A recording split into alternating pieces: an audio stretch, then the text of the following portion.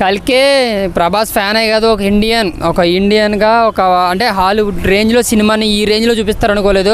ఏదో 2-3 action sequence పెట్టి భారీగా చూపిస్తారు అనుకున్నాను, కానీ ఫస్ట్ స్టార్టింగ్ నుంచి మనకి ఎండింగ్ వరకు కూడా ఒక హాలీవుడ్ మూవీ చూస్తున్న ఫీలింగ్ అనిపిస్తుంది తప్ప ఒక టాలీవుడ్ నాగార్జునగా తీసారు ప్రభాస్ యాక్ట్ చేశారు అన్న సినిమా అయితే అనిపించింది.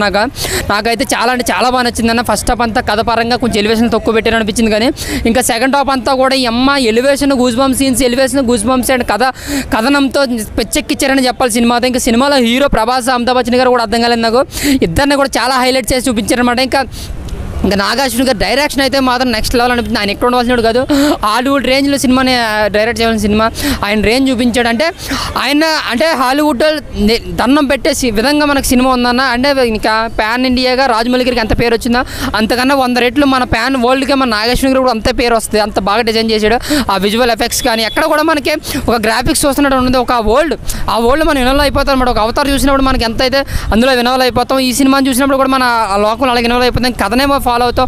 అక్కడ ప్రభాస్, అమితాబ్ బచ్చన్ వాళ్ళిద్దరి మధ్య చేసి జరిగే ఫైట్స్ అయితే మాత్రం నెక్స్ట్ లెవెల్ అనిపించింది. ఇంకా బుజ్జికి మధ్య ప్రభాస్ గారి మధ్య కామెడీ అండ్ ఎలివేషన్, బుజ్జికి ఇచ్చిన ఎలివేషన్లో అయితే నెక్స్ట్ లెవెల్ అనిపించింది. అలాగే కామెడీ కూడా చాలా బాగా పండింది.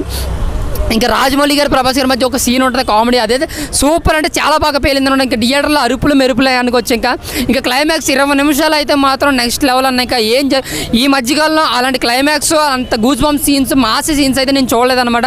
ఇంకా సంతోష్ నాని గారు ఇచ్చిన బ్యాక్గ్రౌండ్ స్కోర్, మ్యూజిక్ కూడా చాలా అంటే చాలా బాగుంది.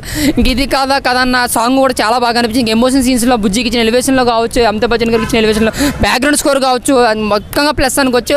టోటల్గా అన్ని డిపార్ట్మెంట్స్కి ప్లస్ అనే చెప్పాలి. సినిమా సూపర్ అన్న. ఎక్కడ కూడా మనకి ఇండియన్ ఫ్లేవర్ తలకట్ట చాలా హాలీవుడ్ రేంజ్లో తీసారు. 600 కోట్లు అంటే ఎలా తీయాలో నిజంగా చెప్తున్నాను. ఇలా ఈ మాట అనొచ్చో లేదో కానీ ఆ ఓం రావుతిని గుర్తుమెత్త అనిపిస్తుంది. ఈ సినిమా చూసిన తర్వాత ఎంత 500 కోట్లు, ఇది 600 కోట్లు అంతే డిఫరెంట్, 100 కోట్లే కానీ ఇలా తీస్తాడు ఆ డైరెక్టర్ అని అనిపిస్తుంది.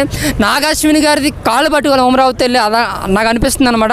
అంత బాగా తీసాడు నాగార్జున. ఇంకా నాగార్జున గారికి తిరుగులేదన్న. హాలీవుడ్ రేంజ్ డైరెక్ట్ చేసినా మనం ఆశ్చర్యపోనక్కర్లేదు. సినిమా అయితే మాత్రం ఇండియాస్ బిగ్గెస్ట్ పార్ట్ అయితే వేరే రేంజ్లో ఉండబోతుందని తెలిసింది. లాస్ట్లో కమల్ హాసన్ గారు ఇచ్చిన ఇంటి ప్రకారం అయితే మాత్రం నిజంగా చెప్తున్నాను కదా, వేరే రేంజ్లో ఉంటుంది. ఇంకా పార్ట్ 2 కోసం అయితే ఇది యూనివర్సల్ పార్ట్ 2 కావచ్చు, పార్ట్ 3 కావచ్చు, ఇంకా రావచ్చు. బట్ సినిమా అయితే మాత్రం ఇండియన్ చరిత్రను తిరగరాసే సినిమా అన్నది అంతే.